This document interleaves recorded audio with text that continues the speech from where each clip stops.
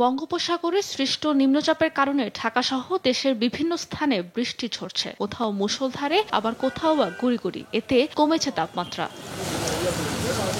তবে শুক্রবার ভোর থেকে কিছুটা বৃষ্টি হলেও পরে দেখা মিলেছে রোদের। আমি বুঝি নির্মাণের শিল্প, সালাম স্টিল বোঝে ডিউরেবিলিটি। সালাম স্টিল, মোস্ট ডিউরেবল স্টিল।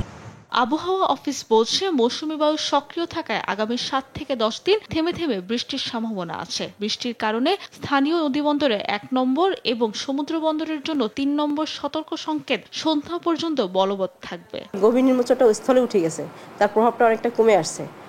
এই কারণে একটু কিছুটা কম, এরপরে আবার ওই নিম্নচাপটা ঘুরে আবার রংপুরের দিকে আসলে রংপুরের ওদিকে তখন বৃষ্টিপাত একটু বেড়ে যাওয়ার সম্ভাবনা রয়েছে। অতিবৃষ্টির ফলে ঢাকা, চট্টগ্রাম, ময়মনসিংহ সহ বিভিন্ন এলাকায় জলাবদ্ধতা সৃষ্টি হতে পারে। পাহাড়ি অঞ্চলে অতিবৃষ্টির ফলে পাহাড় ধসের সংখ্যা রয়েছে বলে সতর্ক করেছে আবহাওয়া অফিস। বৃষ্টিপাত হতে পারে, কিন্তু সেটা হালকা থেকে মাঝারি ধরনের, কোথাও কোথাও ভারী বৃষ্টিপাত হতে পারে, এবং এটা 8 থেকে 10 দিন, এবং সেটা হবে মৌসুমী বায়ু বিদায় নেওয়ার কারণে যে তার আগে একটা বৃষ্টিপাত দেয়, সেই বৃষ্টি। শুক্রবার সকালে 2 ঘন্টায় ঢাকায় 9 মিলিমিটার বৃষ্টিপাত রেকর্ড করা হয়েছে।